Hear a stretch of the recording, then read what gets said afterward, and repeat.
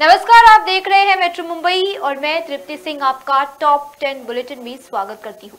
तो आइए नजर डालते हैं मुंबई की 10 बड़ी खबरों पर। परसों जुम्मे की नमाज है, ऐसे में मुंबई में कहीं ना कहीं हिंसक प्रदर्शन हो सकते हैं। इसी को देखते हुए अब मुंबई पुलिस अलर्ट पर हो गई है। हालांकि मुंबई के मौलानाओं ने जरूर ये कहा है कि मुंबई में शांति रखी जाएगी, लेकिन इसके बावजूद मुंबई पुलिस अलर्ट पर है ताकि किसी भी तरह का हिंसक प्रदर्शन मुंबई में ना देखने को मिले। जुम्मे की नमाज को लेकर पुलिस प्रशासन अलर्ट पर है। इस बार पुलिस के साथ RAF और PAC बल भी धार्मिक स्थलों के आसपास तैनात रहेगा। इसके साथ ही सांप्रदायिक सौहार्द के लिए जिले भर में पुलिस प्रशासन अधिकारियों ने धर्म गुरुओं से वार्ता कर शांतिपूर्ण तरीके से नमाज अदा करने की अपील की है। 10 जून को जुम्मे की नमाज के बाद महानगर में घंटा घर और नेहरू मार्केट में हुए बवाल के बाद पुलिस प्रशासन सतर्क है। इसके तहत सराहनपुर में 17 जून शुक्रवार को RAF की 3 कंपनियां, PAC की 3 कंपनियां के अतिरिक्त पुलिस भी मस्जिदों के आसपास तैनात रहेगी।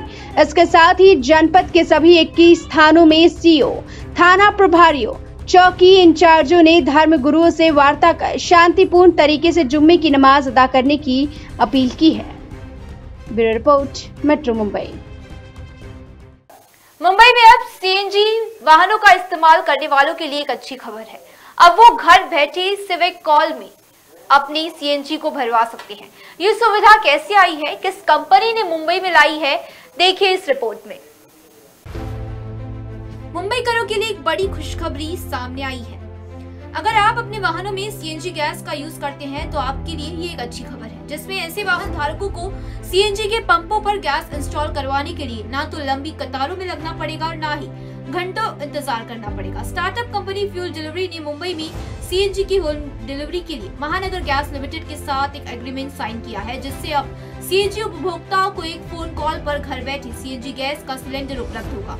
योजना से जुड़ी एक खास बात यह है कि यह सुविधा पूरे सप्ताह 24 घंटे उपलब्ध होगी। फिलहाल कंपनी को महानगर गैस लिमिटेड की ओर से मुंबई में 2 CNG डिस्पोजिंग यूनिट यानी मोबाइल CNG गैस स्टेशन शुरू करने की मंजूरी दे दी गई है। CNG गैस योजना की शुरुआत होते ही लोगों की परेशानी कम हो जाएगी। इसकी खास बात ये भी रहेगी कि अगर आपके वाहन में गैस बीच में कहीं रास्ते में खत्म हो जाता है तो बस आपको एक कॉल करते ही CNG गैस सिलेंडर कुछ मिनट में आपके पास उपलब्ध होगा। दरअसल CNG मोबाइल इकाई शुरू करने के पीछे कंपनी का मकसद ये है कि राजधानी में CNG के पंपों की संख्या कम हो।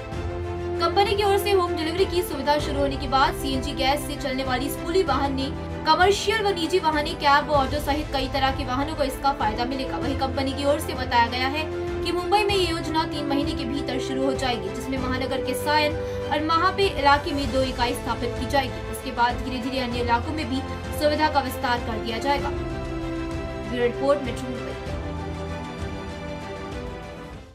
अमरावती की सांसद नवनीत राणा और विधायक रवि राणा आज मुंबई सेशन कोर्ट पहुंचे थे, जहां उनकी जमानत याचिका पर अब 27 जून को सुनवाई होगी। कोर्ट के बाहर जैसे ही नवनीत राणा निकली, उन्होंने एक बार फिर आदित्य ठाकरे पर निशाना साधते हुए कहा कि जो हनुमान को नहीं मानते वो अयोध्या क्यों जा रहे हैं। आइए इस रिपोर्ट में देखिए कि नवनीत राणा ने आखिर क्या कहा। अमरावती से निर्दलीय सांसद नवनीत राणा और उनके विधायक पति रवि राणा बुधवार को विशेष अदालत में पेश हुए। मुंबई पुलिस ने हनुमान चालीसा पाठ से जुड़े मामले में दंपति की जमानत रद्द करने का अनुरोध करने वाली याचिका दायर की है।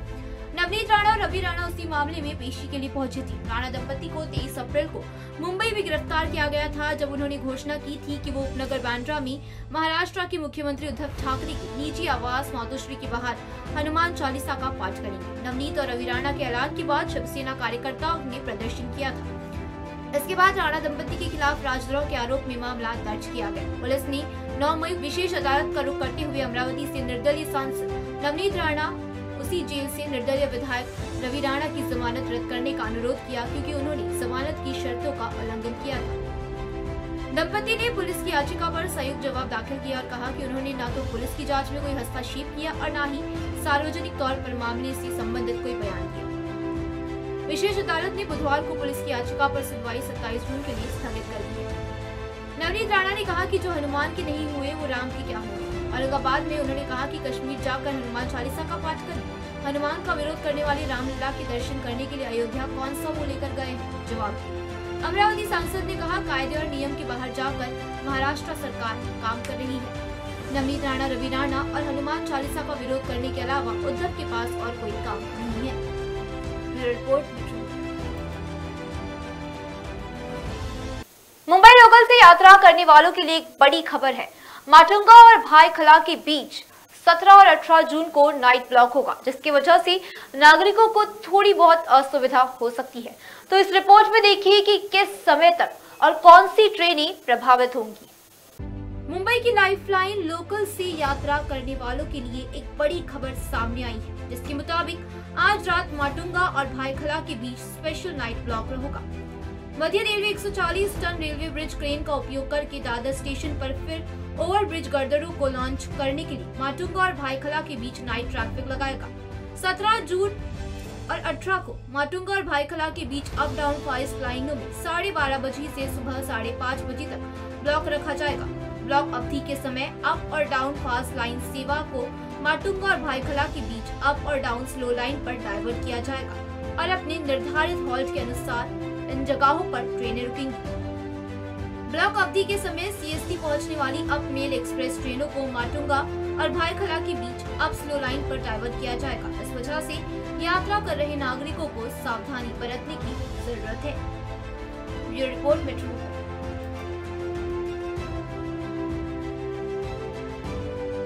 मुख्यमंत्री उद्धव ठाकरे का ड्रीम प्रोजेक्ट कोस्टल रोड परियोजना का काम तेजी में है। दूसरी सुरंग की खुदाई भी कहीं ना कहीं पूरी होने वाली है और कोस्टल रोड का काम कब तक पूरा होगा, बस रिपोर्ट में देखिए। मुख्यमंत्री उद्धव ठाकरे का ड्रीम प्रोजेक्ट और बीएमसी का बहुउद्देशीय कोस्टल रोड परियोजना फास्ट ट्रैक पर है। परियोजना में उपयोग पर लाई जा रही एक विशाल सुरंग बोरिंग मशीन मावला ने 2 महीने के अंदर 357 मीटर सुरंग की खुदाई कर दी है। बीएमसी के अतिरिक्त आयुक्त अश्विनी भिड़े के मुताबिक मुंबई कोस्टल रोड प्रोजेक्ट की दूसरी सुरंग का काम प्रगति पर है। मरीन ड्राइव पर प्रिंसेस स्टेट एस बांद्रा वर्ली सीलिंग के वर्ली चोर तक शुरू होने वाली 10.58 किलोमीटर लंबी परियोजना के तहत प्रियदर्शनी पार्क से गिरगांव चौपाटी तक 2.7 किलोमीटर लंबी जुड़वा सुरंगों का निर्माण किया जा रहा है। प्रियदर्शनी पार्क से गिरगांव चौपाटी तक पहले टनल का काम इस साल 10 जनवरी तक पूरा कर लिया गया था। 30 मार्च से दूसरे टनल का काम शुरू हुआ था। अब तक 357 मीटर तक इसका काम भी पूरा हुआ है। अधिकारियों को पूरी उम्मीद है कि इस टनल का काम साल 2023 तक पूरा हो जाएगा। भारत में पहली बार सुरंग खोदने के लिए 12.19 मीटर की ऊंचाई की मशीन का इस्तेमाल किया जा रहा है। मुंबई की कोस्टल रोड की दीवारों का काम भी 73% पूरा हो चुका है। आपको बता दें कि इस प्रोजेक्ट पर करीब 14,000 करोड़ रुपए का खर्च होगा। कोस्टल रोड 8 लेन वाला फ्रीवे होगा। Bureau report metro. मुंबई से थाने के मेट्रो का इंतजार कर रहे मुंबईकरों को अब थोड़े और समय तक इंतजार करना पड़ेगा, क्योंकि मेट्रो का काम थोड़ा लंबित हो गया है। जो मेट्रो इस साल शुरू होने वाली थी, अब वो मेट्रो अगले साल तक जनवरी या फरवरी तक शुरू होने की संभावना जताई जा रही है। देश की आर्थिक राजधानी मुंबई में मेट्रो 7 और मेट्रो 2A कॉरिडोर पर यात्रा करने के लिए इंतजार कर रहे यात्रियों के लिए एक बड़ी खबर है। इस रूट पर मेट्रो की शुरुआत होने में अभी करीब 7 महीने और लगेंगे। इस रूट पर अभी सिविल वर्क का काम अधूरा है। मुंबई महानगर प्रदेश विकास प्राधिकरण यानी MMRDA ने कहा कि अक्टूबर तक सभी कार्य पूरा करने का लक्ष्य रखा गया है। एक रिपोर्ट के मुताबिक MMRDA ने कहा कि सिविल वर्क पूरा करने के बाद रेलवे सेफ्टी बोर्ड से जरूरी सर्टिफिकेट हासिल करने में भी करीब 2 महीने लग जाएंगे। इसके बाद मेट्रो अगले साल जनवरी या फरवरी में दौड़ सकती है।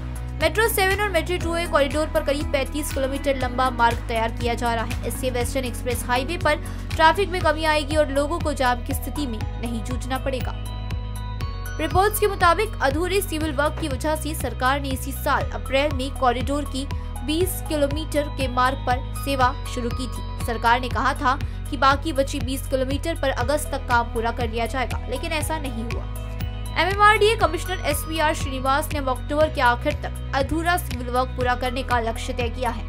इस पूरे कॉरिडोर के मार्ग पर 30 स्टेशन है, जबकि अभी केवल 18 स्टेशनों के बीच ही सेवा शुरू हुई है। इस कॉरिडोर का निर्माण कार्य 2016 से चल रहा है। Bureau report, metro Mumbai. Alia Bhatt और रणवीर कपूर की मच अवेटेड फिल्म ब्रह्मास्त्र का ट्रेलर रिलीज हो चुका है। इस ट्रेलर के रिलीज होने के बाद फैंस के रिएक्शन कैसे आए हैं, देखिए इस रिपोर्ट में। रणबीर कपूर और आलिया भट्ट की मच अवेटेड फिल्म ब्रह्मास्त्र का ट्रेलर रिलीज हो गया है। इस ट्रेलर के रिलीज होने के बाद फैंस का जबरदस्त रिएक्शन सामने आया है। बुधवार की सुबह रणबीर कपूर और आलिया भट्ट की इस मच अवेटेड फिल्म ब्रह्मास्त्र का ट्रेलर रिलीज हुआ।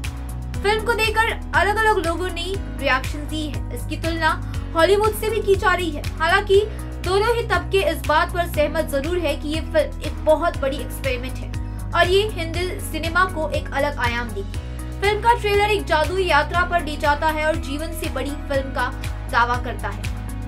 ब्रह्मास्त्र एक नया मूल ब्रह्मांड है जो भारतीय इतिहास से गहराई से निहित अवधारणाओं और कहानियों से प्रेरित है। पिछले कुछ दिनों से इंटरनेट पर ब्रह्मास्त्र के ट्रेलर को लेकर चर्चा चल रही है और आज रिलीज होते ही ट्विटर पर न सिर्फ सेलेब्स बल्कि फैंस की भी प्रतिक्रिया इस पर सामने आई। दर्शकों को फिल्म का ट्रेलर, इसकी कहानी और वीएफएक्स काफी पसंद आए। एक यूजर ने ट्रेलर को लेकर कहा कि भारतीय सिनेमा की एपिक फिल्म होगी। वहीं एक अन्य ने कहा कि वीएफएक्स का बेहतरीन काम, आयान कहानी और उनका एग्जीक्यूशन शानदार है। ब्रह्मास्त्र द ट्रायलॉजी एक 3 भाग वाली फिल्म फ्रेंचाइजी है और इसकी 5 अलग अलग भाषाओं हिंदी, तमिल, तेलुगु, मलयालम और कन्नड़ में पूरे भारत में रिलीज होगी। इस बीच शाहरुख खान भी इस फिल्म को लेकर चर्चा में है, जहां एक सीन में लोगों को ऐसा लग रहा है कि इस फिल्म में शाहरुख खान ने काम किया है। इस सीन का स्क्रीनशॉट शेयर कर सभी दावा कर रहे हैं कि इस फिल्म में शाहरुख खान भी नजर आ रहे हैं। आपको बता दें कि रणबीर कपूर और आलिया भट्ट की ये फिल्म 9 सितंबर को सिनेमाघरों में रिलीज होगी। Bureau report, metro Mumbai. Mumbai में मॉनसून ने भले ही दस्तक दे दी हो, लेकिन उसके बाद मुंबई में मॉनसून धीमा पड़ गया है। ऐसे में अब बीएमसी पहले से ही लोगों को ट्रेनिंग दे रही है, लोगों को तैयार कर रही है ताकि वो बाढ़ के समय खुद को और दूसरों की जानों को बचा सके। मॉनसून के दौरान चुनौतियों से निपटने के लिए बीएमसी ने कमर कस ली है। पिछले साल चेंबूर और विक्रोली की घटना से सबक लेते हुए बीएमसी इस साल भूस्खलन वाले इलाकों के लोगों को बचने और बचाने की ट्रेनिंग दे रही है। अब तक कुर्ला घाटों पर, विक्रोली, चेंबूर जैसे इलाकों में बीएमसी की टीम हजारों लोगों को ट्रेनिंग दे चुकी है। बीएमसी डिजास्टर मैनेजमेंट की निदेशक महेश नार्वेकर ने बताया कि बीएमसी की 3 टीमों में 8-8 लोग शामिल हैं। वे भूस्खलन के लिए खतरनाक चिन्हित इलाकों में जाकर लोगों को ट्रेनिंग दे रहे हैं। ये लोग खुद को और दूसरों को बचाने की ट्रेनिंग देंगे। घायलों का फर्स्ट एड करने के बाद अस्पताल कैसे भेजना है, इस बारे में उनको बताएंगे। साथ ही यह भी ट्रेनिंग दी जा रही है कि लोग इसका अनुमान लगा सके कि यहाँ भूस्खलन की आशंका ज्यादा है। बीएमसी का मानना है कि ट्रेनिंग देने से पिछले साल हुई चेंबूर जैसी घटना से बचा जा सकता है। News desk, metro Mumbai. Mumbai आज फिर शर्मसार हुई है, जहां एक 18 साल की लड़की के साथ 1.5 साल तक 8 युवकों ने गैंगरेप किया, उसका यौन उत्पीड़न किया, जिससे तंग आकर इस 18 साल की होनहार लड़की ने छत से छलांग लगाकर अपनी जान दी थी। आखिर पूरा मामला क्या था? आखिर इस मामले में कितने लोगों की गिरफ्तारी हुई है, इस रिपोर्ट में देखिए। मुंबई से सटे कल्याण से एक चौंकाने वाला मामला सामने आया है, जहां वीडियो वायरल करने की धमकी देकर 1.5 साल तक एक 18 साल की लड़की का यौन उत्पीड़न किया गया। इस लड़की ने इससे तंग आकर बिल्डिंग से कूदकर अपनी जान दे दी। कल्याण में हुई घटना में उसके दोस्त समेत 8 लोगों को गिरफ्तार किया गया है। वीडियो वायरल करने की धमकी देकर पिछले 1.5 साल से 7 युवक युवती का यौन शोषण कर रहे थे। इस घटना से तंग आकर युवती ने अपनी इमारत से छलांग लगा दी और अपनी जीवन लीला समाप्त कर दी। कल्याण में कोतवाली पुलिस ने लड़की के मोबाइल फोन में मिले एक सुसाइड नोट के आधार पर 8 लोगों के खिलाफ मामला दर्ज किया। इसमें एक युवती भी शामिल है। ये युवती इन 7 युवकों को इस अपराध को अंजाम देने में मदद कर रही थी। पुलिस ने इन 8 को गिरफ्तार किया। ये आरोपी कल्याण के एक नामी बिल्डर के बच्चे हैं। वही पीड़ित युवती के परिवार का कहना है कि हमारी जान को खतरा है, हम पर केस वापस लेने का लगातार दबाव बनाया जा रहा है। ये घटना 2 दिन पहले की है, जब कल्याण पूर्व इलाके में एक युवती ने अपनी बिल्डिंग की 3री मंजिल से कूदकर आत्महत्या कर ली थी। ये लड़की 12वीं की परीक्षा में शामिल हुई थी और इस साल परीक्षा में लड़की ने 71% नंबर लाए थे। उसकी आत्महत्या के बाद पुलिस ने मामले की जांच शुरू की। जांच के दौरान पुलिस को मृतक लड़की के फोन से एक सुसाइड नोट मिला। पुलिस ने सुसाइड नोट के आधार पर जांच शुरू की। सुसाइड नोट में लिखे टेक्स्ट ने पुलिस को भी हैरान कर दिया। मृतका के साथ पिछले 1.5 साल से उसी इलाके में रहने वाले 7 युवक ने वीडियो वायरल करने की धमकी देकर उसका यौन शोषण किया। हैरान करने वाली बात यह है कि युवती इन 7 बदमाशों को इस अपराध को अंजाम देने में मदद कर रही थी और ये युवती पीड़िता की सहेली थी। गिरफ्तार आरोपियों के नाम सनी विजय यादव, प्रमिया तिवारी, शिवम पांडे, आनंद दुबे, निखिल मिश्रा और युवती का नाम काजल जायसवाल है। इस बीच पता चला है कि गिरफ्तार किए गए आरोपियों में से कुछ कल्याण के एक धनी बिल्डर के बच्चे हैं। ब्यूरो रिपोर्ट, मेट्रो मुंबई के लिए राहुल शुक्ला के साथ तृप्ति सिंह की रिपोर्ट। बॉलीवुड के भाईजान सलमान खान मामले में एक नया मोड़, कह सकते हैं एक ऐसा मोड़ सामने आया है जिसने सभी को हिलाकर रख दिया है। मुंबई क्राइम ब्रांच को अब ये पता लगा है कि जिसका नाम लेटर थ्रेड के लिए लिया गया था वो उस समय एक्चुअली जेल में बंद था। आखिर पूरा मामला क्या है, इस रिपोर्ट के जरिए जानिए। बॉलीवुड एक्टर सलमान खान को धमकी भरा लेटर मिलने के मामले में एक नया मोड़ आया है। अब मुंबई क्राइम ब्रांच जो इस मामले को संभाल रही थी उसे एक बहुत बड़ा झटका लगा है, क्योंकि जांच में सामने आया है कि इस मामले में आरोपी बताए जा रहे लोग वारदात के वक्त और उसके बाद भी जेल में बंद थी। इससे धमकी वाले लेटर का ये पूरा मामला जहां से शुरू हुआ था वहीं पहुंच गया। पंजाबी सिंगर सिद्धू मूसेवाला मर्डर में गिरफ्तार किए गए शार्प शूटर सौरभ उर्फ महाकाल से मुंबई की क्राइम ब्रांच ने सलमान खान को धमकी भरा लेटर मिलने वाले केस में पूछताछ की थी। इस पूछताछ में उसने क्राइम ब्रांच को बताया था कि गोल्डी बराड के ऑर्डर पर राजस्थान के जलौर से 3 लोग मुंबई आए थे। इन लोगों ने ही सलमान खान के घर के पास थ्रेट लेटर को प्लॉट किया था। ये लोग पालघर में रुके थे और एक फैक्ट्री में काम करते थे। इस जानकारी के आधार पर क्राइम ब्रांच की टीम ने पालघर के वाड़ा में सर्च किया। उधर क्राइम ब्रांच की राजस्थान गई टीम ने महाकाल के बताए गए लोगों से जुड़ी जानकारी खंगाली। इस दौरान उन्हें पता लगा कि सलमान खान के घर के पास धमकी भरा लेटर रखने वाला जिसे बताया था वो वारदात के समय और बाद में भी जेल में था। मुंबई क्राइम ब्रांच को जांच में ये भी पता चला है कि लेटर रखने वाले इन तीनों लोगों से सौरभ 7 महीने नवंबर में कल्याण स्टेशन पर मिल चुका था। पता चला है कि उस वक्त गोल्डी बराड ने सलमान खान को धमकी देने के लिए इन्हें भेजा था, लेकिन महाकाल उनके साथ नहीं गया था। मुंबई क्राइम ब्रांच के सूत्रों के मुताबिक अब तक इस मामले में लॉरेंस बिश्नोई, गोल्डी बराड, विक्रम बराड से जुड़ी किसी भी इनपुट को सलमान खान केस से सीधे तौर पर नहीं जोड़ पाई है। Bureau report, metro Mumbai. तो ये थी मुंबई की 10 बड़ी खबरें, यानी मुंबई की टॉप 10 बुलेटिन। कल मैं फिर आपके सामने ऐसी ही मुंबई की 10 बड़ी हलचलों के साथ हाजिर रहूंगी। तब तक के लिए आप देखते रहिए मेट्रो मुंबई। मेट्रो मुंबई पर खबरों का सिलसिला लगातार जारी है।